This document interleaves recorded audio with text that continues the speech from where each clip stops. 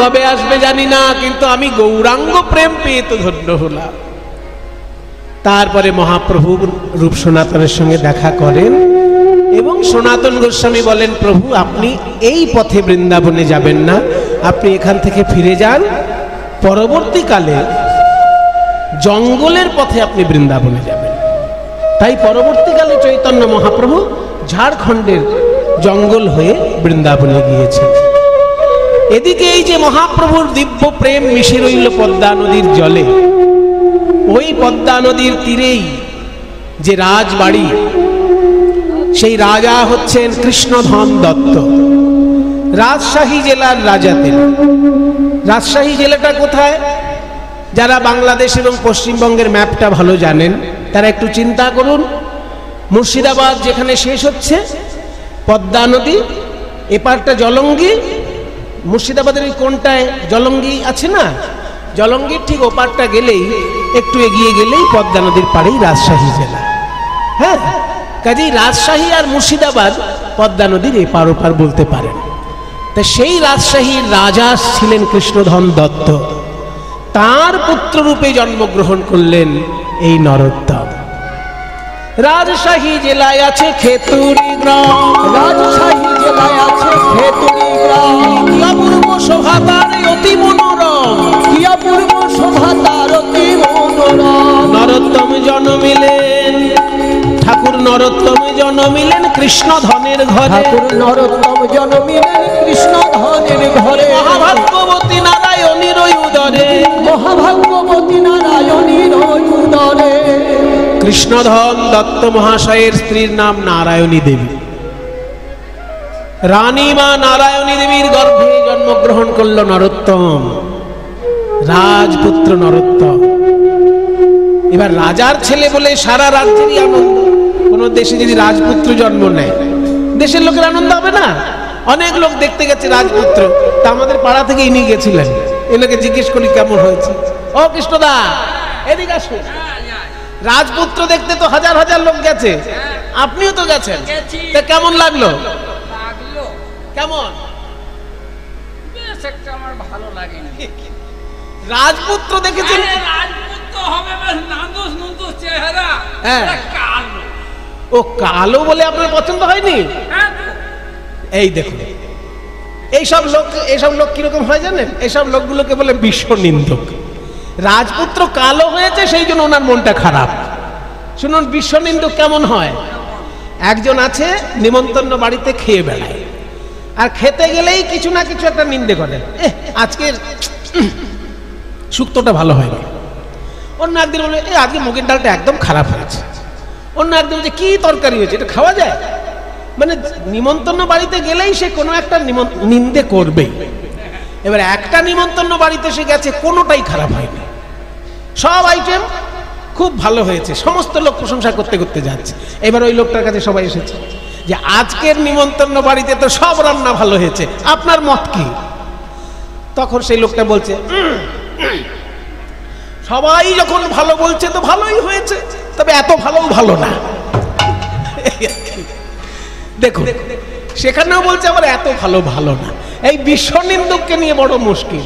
শুনুন মশাই, রাজার ছেলে কালো হয়েছে বলে চিন্তা করবেন না, কারণ সোনার আংটি সোজা হলেও যত টাকা ভরি, বাঁকা হলেও তত টাকাই ভরি। মানে তুমি বলছো নাই মামার থেকে কানা মামাই ভালো। নরোত্তম জন্মিলেন কৃষ্ণধনের ঘরে, নরোত্তম জন্মিলেন কৃষ্ণধনের ঘরে। মহাভাগ্যবতী নারায়ণীর উদরে, মহাভাগ্যবতী নারায়ণীর উদরে। উলুধ্বনি শঙ্খধ্বনি করে নারীগণ, উলুধ্বনি শঙ্খধ্বনি করে নারীগণ। বাহু তুলে জয়ধ্বনি করে ভক্তগণ, বাহু তুলে জয়ধ্বনি করে ভক্তগণ। আনন্দ ধরে না, আনন্দ ধরে না, আনন্দ ধরে না, আনন্দ ধরে না। রাজপুত্র হলো বলে আনন্দ ধরে না, রাজপুত্র হলো বলে আনন্দ ধরে না। সারা রাজ্যের লোক রাজপুত্রের জন্ম হয়েছে বলে আনন্দ করছে, কিন্তু রাজা মনে মনে চিন্তা করছেন যে আমার ছেলে রাজ ঐশ্বর্যে বড় হয়ে যেন শিক্ষা থেকে বঞ্চিত না হয়, সেই জন্য ছোটবেলা থেকেই ভালো জায়গায় পড়াশোনার ব্যবস্থাটা করতে হবে। রাজা চিন্তা করছেন ছেলের পড়াশোনা নিয়ে। তখনকার দিনে রাজশাহী জেলার সব থেকে বড় পণ্ডিত ছিলেন কৃষ্ণদাস পণ্ডিত মহাশয়। তাকে গিয়ে ধরলেন রাজা যে আমার ছেলের শিক্ষার দায়িত্ব দয়া করে আপনি নিন, কারণ আপনি রাজশাহীর সব থেকে বড় পণ্ডিত। পণ্ডিত মশাই বললেন, মহারাজ আপনার অনুরোধ আমি রাখতে পারি, কিন্তু আপনার ছেলে রাজপুত্র বলে আলাদা কোনো সুযোগ আমি দিতে পারবো না। আমি সব ছাত্রকেই যেমন পড়াই ওকেও তেমন পড়াবো। ওর যদি মেধা ভালো থাকে নিশ্চয়ই সবার থেকে এগিয়ে যাবে।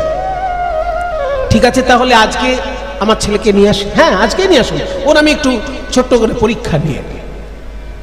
নরোত্তমকে এনেছে শিক্ষক মহাশয়ের কাছে। নরোত্তম, তুমি বাড়িতে মায়ের কাছে অ আ ক খ শিখেছ?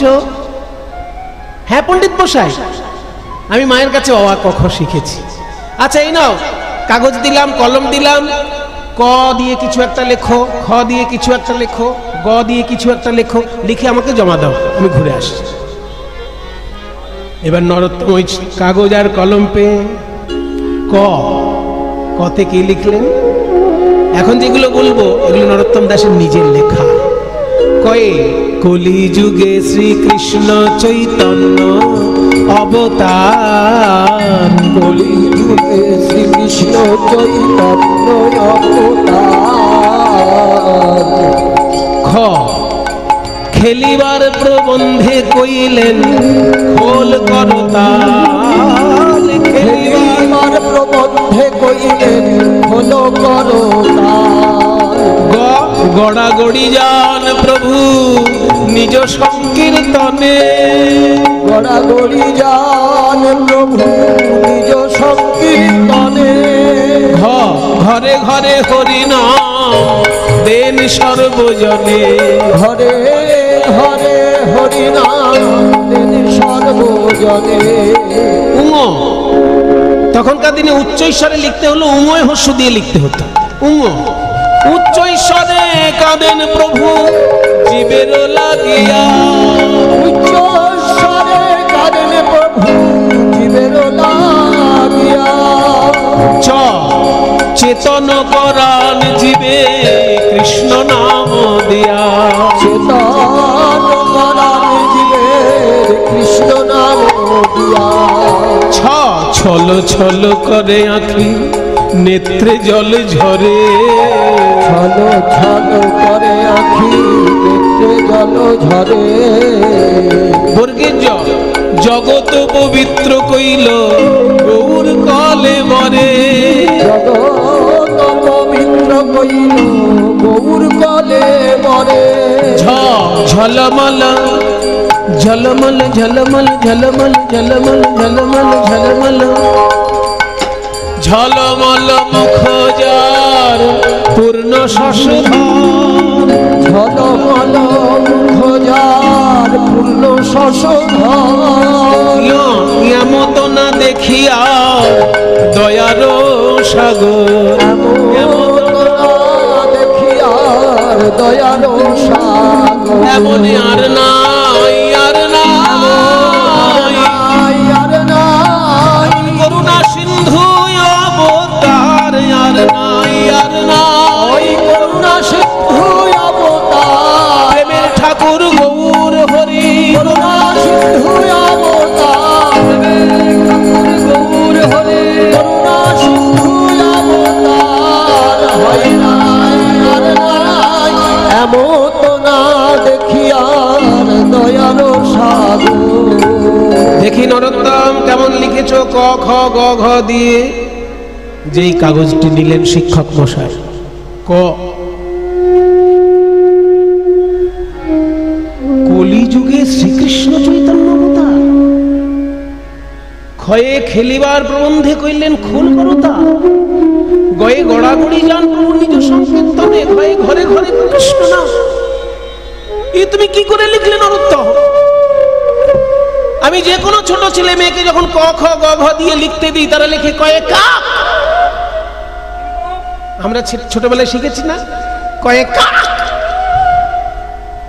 আরে বাবা, কতে কাকও হয় আর কতে কোকিলও হয়, কিন্তু কয়ে যদি আমাদের কোকিল শেখানো হতো তাহলে মিষ্টি মিষ্টি কথা বেরোতো, কিন্তু কয়ে আমাদেরকে শেখানো হয়েছে কাক, কি করে মিষ্টতা আসবে? তা যাদেরকে আমি লিখতে দিই ক খ গ ঘ দিয়ে, তারা লিখে কয়ে কাক, খয়ে খরগোশ। কিন্তু তুমি কি লিখেছো? কয়ে কলিযুগে শ্রীকৃষ্ণ চৈতন্য অবতার, ক্ষয়ে খেলিবার প্রবন্ধে কইলেন খোল করতাল, গয়ে গড়াগড়ি যান নিজ সংকীর্তনে, ঘয়ে ঘরে ঘরে হরিনাম দিন সর্বজনে। তোমাকে আমি কি শিক্ষা দেবো? তুমি তো শিক্ষা নিয়েই যেন জন্মগ্রহণ করেছো নরোত্তম। তবু একজন শিক্ষকের কাছে না আসলে সমাজের শিক্ষা লাভ করা যায় না, তাই আমার কাছে তুমি এসেছো। আমার হৃদয়ে যতটুকু শিক্ষার ভান্ডার আছে নরোত্তম, আমি তোমাকে উজাড় করে দেব। তোমার মতো ছাত্র আজ অবধি আমি দেখিনি। সেদিন থেকে নরোত্তমকে শিক্ষা দিতে লাগলেন কৃষ্ণদাস। অল্প বয়সের মধ্যে খুব গভীর পাণ্ডিত্য লাভ করল নরোত্তম। যেদিনকে বিদ্যার শেষ হচ্ছে, সেই সমাবর্তনের দিন নরোত্তমকে ডেকে বলছে, শোনো নরোত্তম, আজকে তোমার এখানে শিক্ষা লাভ সম্পূর্ণ।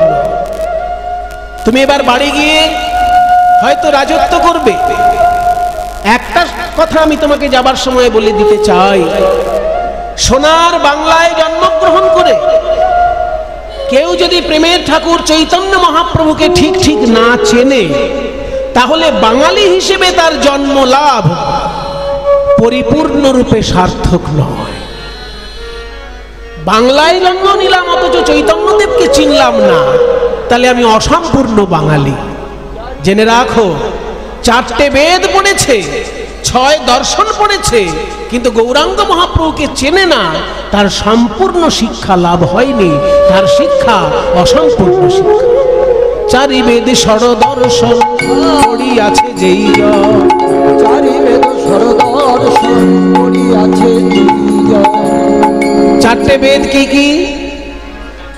হ্যাঁ, আপনাদের সবারই জানা, ঋক, সাম, যজুঃ, অথর্ব, এই হচ্ছে 4টে বেদের নাম। এবার যদি বলি 6টি দর্শন কি কি, এটা হয়তো সবাই পারবেন না। এটা একটু শুনে রাখো। 6টি দর্শন হচ্ছে সাংখ্য, যোগ, ন্যায়, বৈশেষিক, মীমাংসা এবং বেদান্ত। এই 6টি দর্শনকে বলা হয় আস্তিক দর্শন, কারণ এগুলো বেদের প্রামাণ্য স্বীকার করে। আর যে দর্শন বেদের প্রামাণ্য স্বীকার করে না অথচ ভারতীয় দর্শন, তাকে বলা হয় নাস্তিক দর্শন।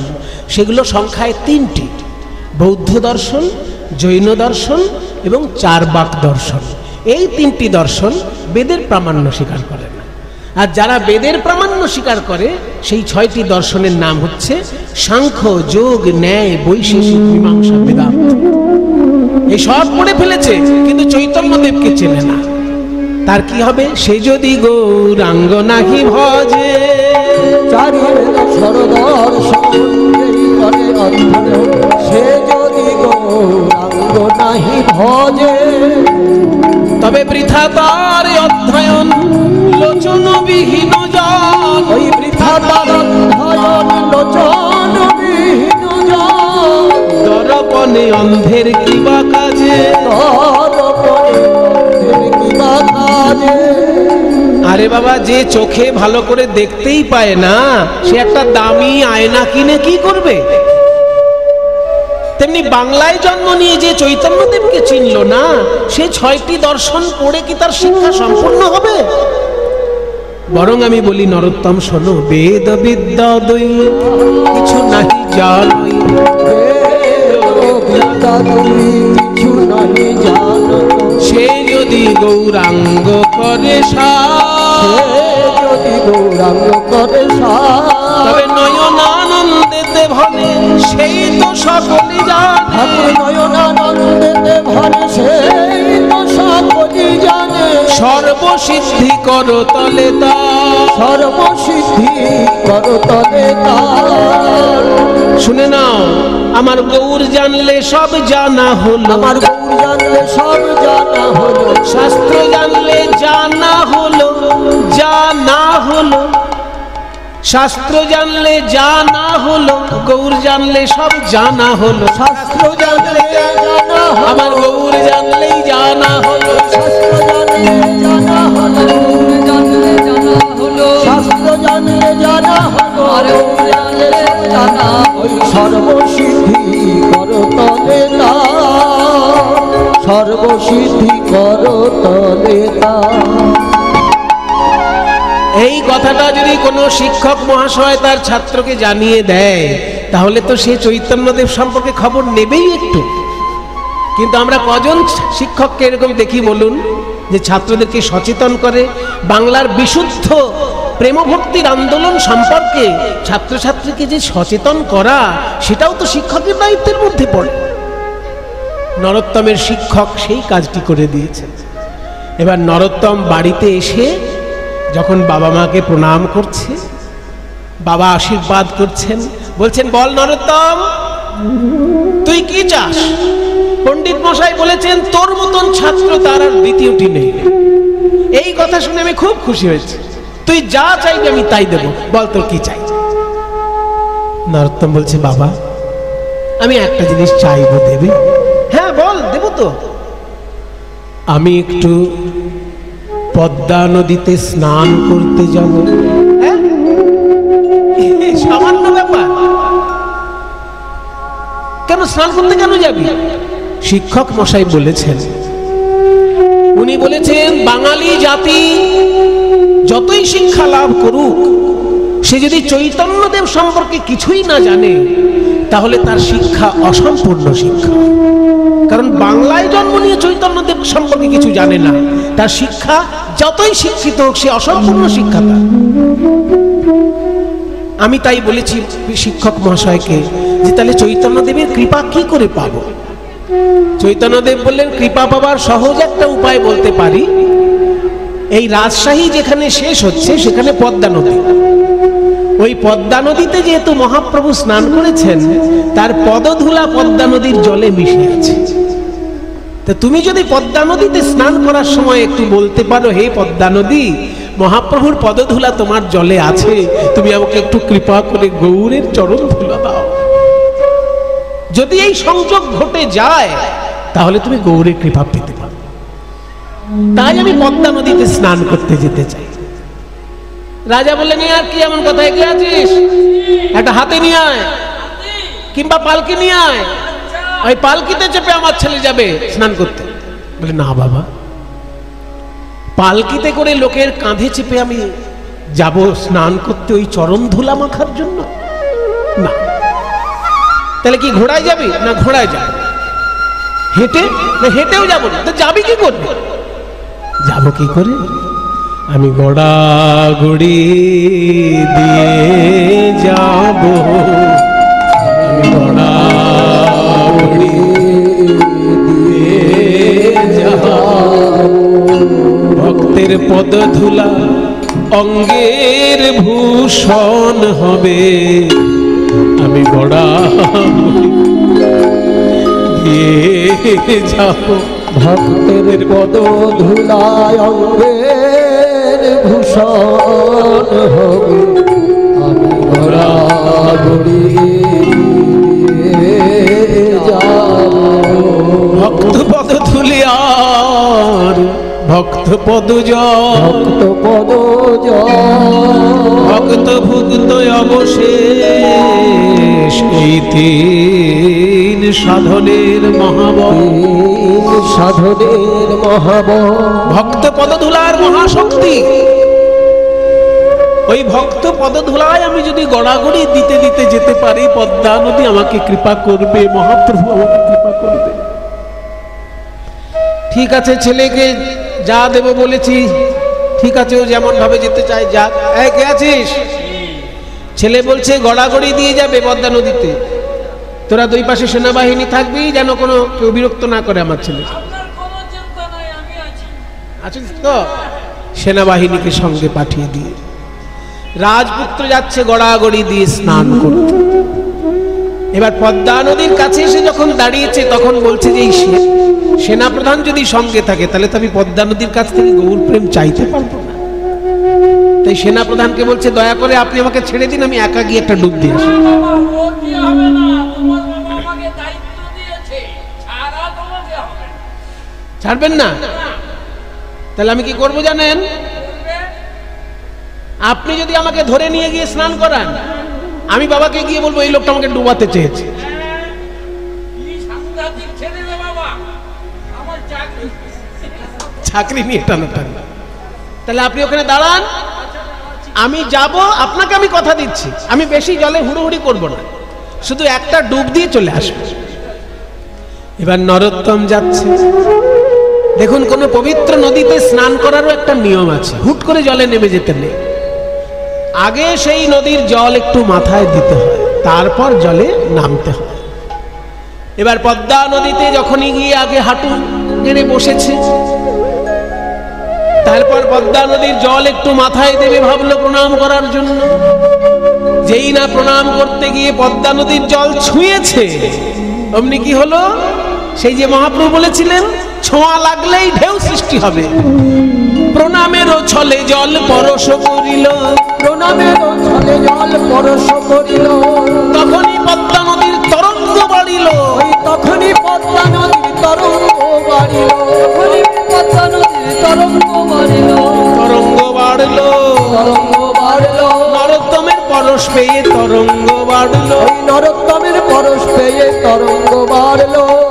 যেই না প্রণাম করতে গিয়ে নদীতে স্পর্শ করেছে নরোত্তম, অমনি নরোত্তমের ছোঁয়া পেয়ে এমন ঢেউ উঠল পদ্মা নদীতে, এক ঢেউয়ের ঝাপটায় নরোত্তমকে নিয়ে নদী গর্ভে চলে গেল। সেনাপ্রধান যিনি ছিলেন, তার তো মাথায় হাত। গেল তো গেল, এই রাজার ছেলেও গেল, আমার চাকরিও গেল। এখন আমি রাজাকে কি করব? সেনাপ্রধান চিন্তা করছে, ওদিকে পদ্মা নদীর গর্ভে চলে গেছে নরোত্তম জলের ঢেউতে। সেখানে একটা অলৌকিক ঘটনা ঘটছে। পদ্মা নদীর গর্ভে গিয়ে নদীর সঙ্গে কথা বলছে নরোত্তম। মহাপুরুষদের জীবনে এমন কিছু ঘটনা ঘটে যে সাধারণ লোকের শুনলে বিশ্বাস হয় না, কিন্তু তাদের জীবনে ঘটে। গভীর নদীতে গিয়ে পদ্মা নদীর সঙ্গে কথা বলছে। নরোত্তম দেখছে গভীর নদীতে এক দেবী বসে আছেন। কে মা আপনি? আমি পদ্মা নদী। হ্যাঁ, আপনি কথা বলেন?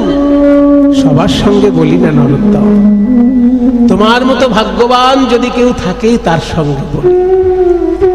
মা পদ্মা, আমার শিক্ষক বলেছেন চৈতন্য মহাপ্রভু আপনার জলে স্নান করেছেন, তার পদধূলি আপনার জলে আছে, দয়া করে আমাকে সেই একটু গৌরাঙ্গ পদধূলি দিন, আমার জীবন ধন্য হবে।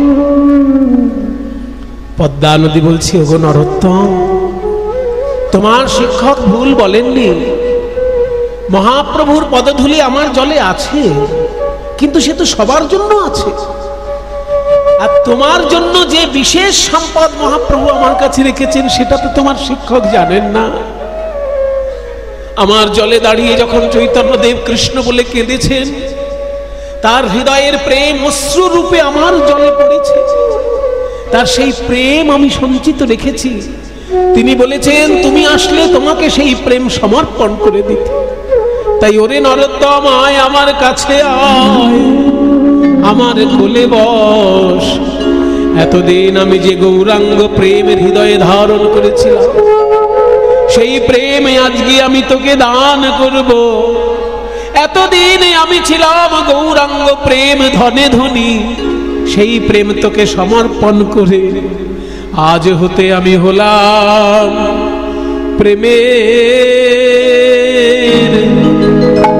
প্রেমের কাঙালিনী।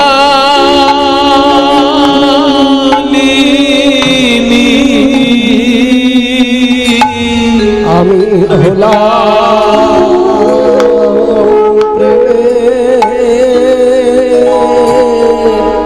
প্রেমের কাঙালিনী।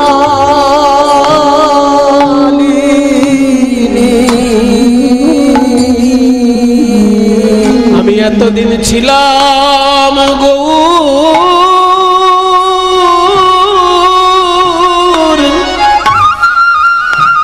গৌর প্রেমে ধনী, নরোত্তম বলে, মা গো, গৌর প্রেম দান করলে তুমি যদি কাঙালিনী হয়ে যাও তাহলে সেই প্রেমে আমি চাই না। প্রেম আমি চাই না, কাউকে কাঙালিনী করে আমি ধনী হতে চাই না মা। ধনী হতে চাই না মা। পদ্মা নদী বলে, ওরে নরোত্তম, এ ধন সে ধন নয়, কাউকে দিলে পরে সেই ধন শুকায়ে যাবে। গুরু যখন শিষ্যকে দীক্ষা দেয় তখন গুরুদেব তার হৃদয় হতে প্রেম ভক্তি শিষ্যকে সমর্পণ করে, তাতে কি গুরুদেবের প্রেম ভক্তি কমে যায়? তাই গৌরাঙ্গের প্রেমে আমি তোকে দান করছি বটে, কিন্তু আমি কেন কাঁদছি জানিস?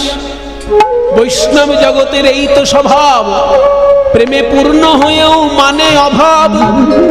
অভাব না থাকলে তো কাঁদা যায় না। প্রেমে পূর্ণ হয়ে মানে অভাব, অভাব না থাকলে তো কাঁদা যায় না। হা গৌর কৃপা কৃপা করো বলে অভাব না থাকলে তো কাঁদা যায় না। প্রাণ গৌর কৃপা করো। প্রেমে পূর্ণ হয়েও মানে অভাব। ভক্তি রাজ্যের এই তো স্বভাব। পূর্ণমদঃ পূর্ণমিদং পূর্ণাৎ পূর্ণমুদচ্যতে পূর্ণস্য পূর্ণমাদায় পূর্ণমেবাবশিষ্যতে। প্রেম হলো এমন পূর্ণ সম্পদ যেখান থেকে পুরোটা নিয়ে নিলেও পুরোটাই বাকি থাকে। প্রেম ধন এমন ধন যে পুরোটা নিয়ে নিলেও পুরোটাই বাকি থাকে। তাই আয় নরোত্তম, আমরা দুজনাই গৌর বলে কাঁদি। এই যে গৌরাঙ্গের প্রেম লাভ হলো পদ্মা নদীর জল থেকে, তাতে কি হলো জানেন? নরোত্তম ছিল কালো, কিন্তু নদী থেকে যখন উঠে আসছে একটা ভরসা ছেলে উঠে আসছে। অদ্ভুত ভাবে তার শরীরের বর্ণ পরিবর্তন ঘটেছে। ধীরে ধীরে যখন আসছে সেই সেনাপ্রধানের কাছে, সেনাপ্রধান মহাশয়, আমাকে চিনতে পারছেন? বাবা, তুমি চিনতে তো পারছি না। কে? আমি সেই নরোত্তম। এই, তোমার চেহারায় গৌর বর্ণ কি করে? তুমি তো কালো ছিলে। কি করে আমার গৌরবর্ণ হলো সেই খবরই তো জানাতে এসেছি। পদ্মা নদীর জলে আমি গৌরাঙ্গ মহাপ্রভুর প্রেম পেয়েছি, আর সেই প্রেম আমি সকলকে বিতরণ করব বলে আমি সকলকে আহ্বান করছি। ওরে প্রেম নিবিয়া,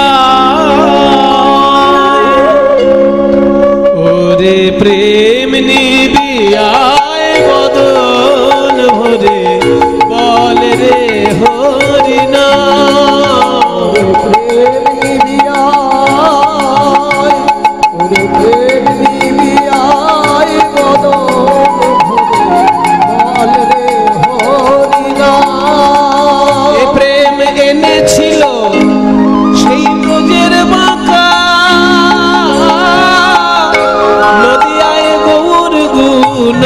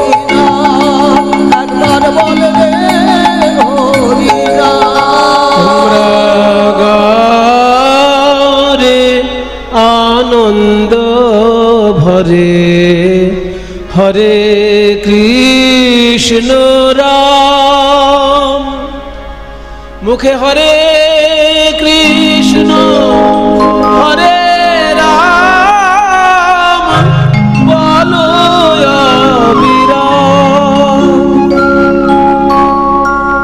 রাজা কৃষ্ণধন দত্ত দেখলেন আমার যে ছেলে স্নান করতে গেল সেই ছেলে তো ফিরে এলো না। উচ্চ শিক্ষিত এক ছেলে গেল স্নান করতে, কিন্তু যে এসেছে তো তাকে তো দেখে মনে হচ্ছে ভাব গম্ভীর কোন মুনি ঋষি। এই কটা দিন আমার ঘরে থাকবে কে জানে, যে কদিন আমার ঘরে থাকে সেই কদিনই আমি পুত্রবদন দর্শন করে আনন্দে থাকি। সত্যিই নরোত্তমের ঘরে থাকা হলো না, কারণ কিছুদিনের মধ্যে স্বয়ং নিত্যানন্দ প্রভু স্বপ্ন দিলেন। স্বপ্নে দেখা দিয়ে বললেন, নরোত্তম, পদ্মা নদীর কাছে গিয়ে তুমি চৈতন্যদেবের প্রেম পেয়েছো, এ সৌভাগ্য ভূমণ্ডলে কারোর জীবনে ঘটেনি। এত বড় ভাগ্য যখন পেয়েছো তুমি যাও মধুময় বৃন্দাবনে যাও। এই বিশুদ্ধ প্রেমের লীলাভূমি সেই বৃন্দাবন, সেখানে গেলে তোমার আধ্যাত্মিক জীবন পরিপূর্ণতা লাভ করবে।